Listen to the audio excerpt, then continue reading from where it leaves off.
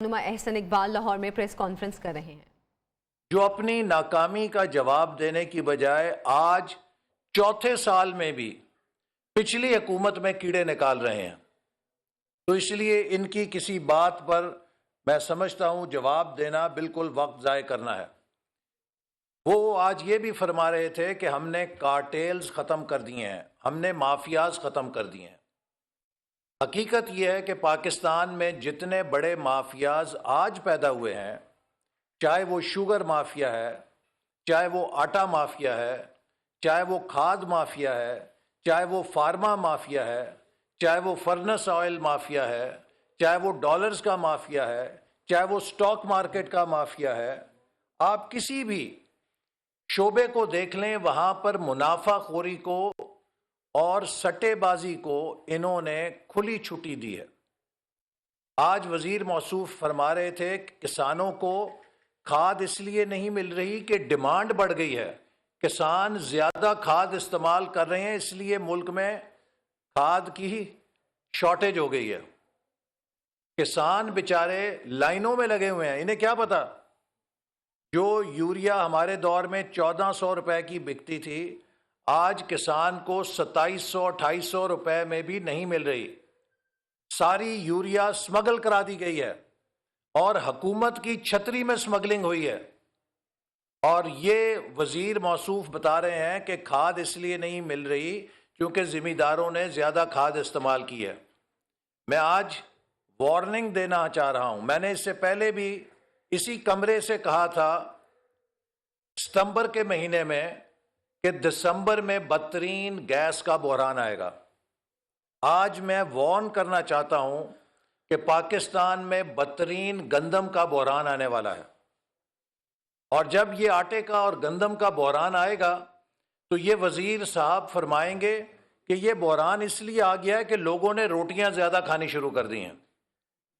ان کی منطق کے مطابق پاکستان میں اگلا آٹے کا یا گندم کا بحران اس لیے آئے گا کہ عوام نے 2 کی بجائے 4 روٹیاں کھانی شروع کر دی ہیں، اس لیے آٹا کم پڑ گیا ملک کے اندر۔ تو یہ جو ایسے نالائق لوگ ہیں، ان کی کسی بات کا جواب دینا کہ جو کہتے ہیں کہ جی بڑی خوشحالی آ گئی، عوام کے دن پھر گئے، تو بقول شاعر وہی حالات ہیں فقیروں کے، دن پھرے ہیں فقط وزیروں کے۔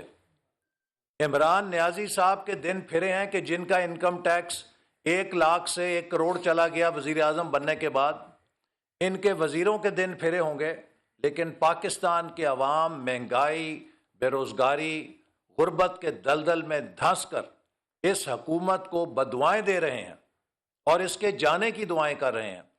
میں آج جو اصل موضوع ہے اس کی طرف آتا ہوں، وہ ہے اسٹیٹ بینک کو جو اس حکومت نے بلڈوز کر کے اس کی آزادی اور خود مختاری کو نیلام کیا ہے، اور جسے یہ ریفارم کا نام دے رہے ہیں۔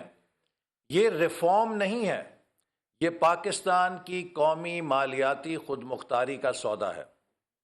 پاکستان کو ایک کلائنٹ سٹیٹ بنانا، پاکستان کو ایک IMF کا دستنگر ریاست بنانا اس قانون کا مقصد ہے۔ چونکہ جو قانون پاس کیا گیا ہے، اس قانون کی ہمارے خطے میں کوئی مثال نہیں ملتی۔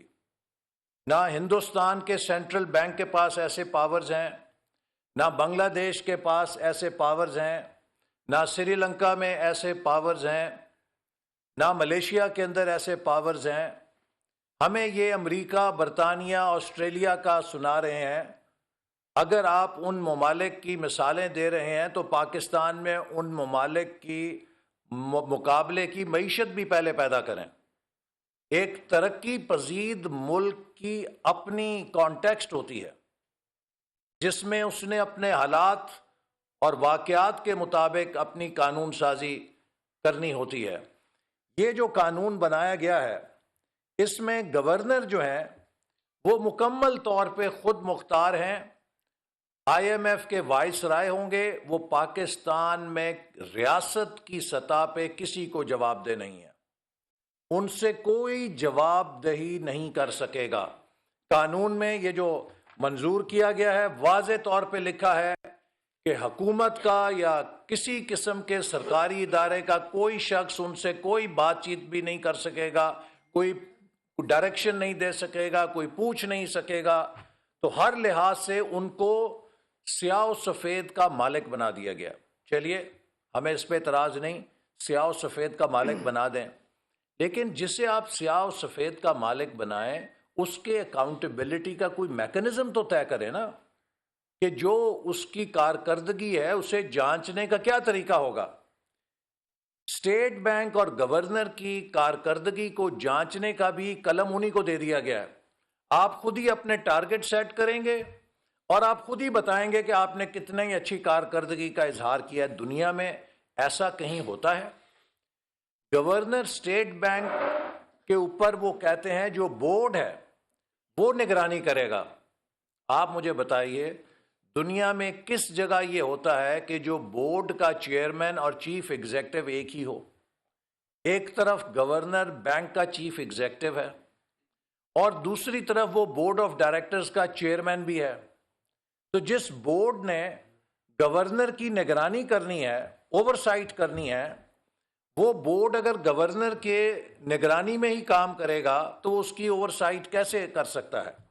یہ ایک اتنا بڑا اس میں سکم ہے اور تضاد ہے جس کا حکومت کے پاس کوئی جواب نہیں. اس قانون کے تحت یہ لکھ دیا گیا ہے کہ اسٹیٹ بینک حکومت کو 1 روپیہ قرض نہیں دے سکے گا. پوری دنیا میں سینٹرل بینک کا یہ کردار ہوتا ہے کہ وہ لینڈر آف لاسٹ ریزورٹ ہوتا ہے کسی بھی ریاست کے لیے.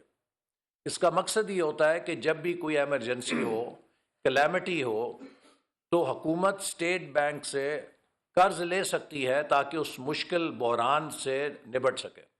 چاہے وہ زلزلہ آ جائے، چاہے وہ سیلاب آ جائے، چاہے وہ جنگ ہو جائے.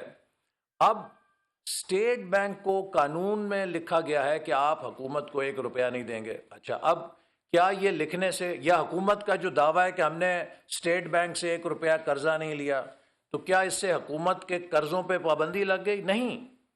حکومت کو یہ کہا گیا ہے کہ آپ اسٹیٹ بینک سے سستا قرضہ تو نہیں لے سکتے، اب آپ نے جتنا قرضہ لینا ہے وہ کمرشل بینکوں سے لینا ہے اور کمرشل بینکوں سے مہنگا قرضہ لینا ہے.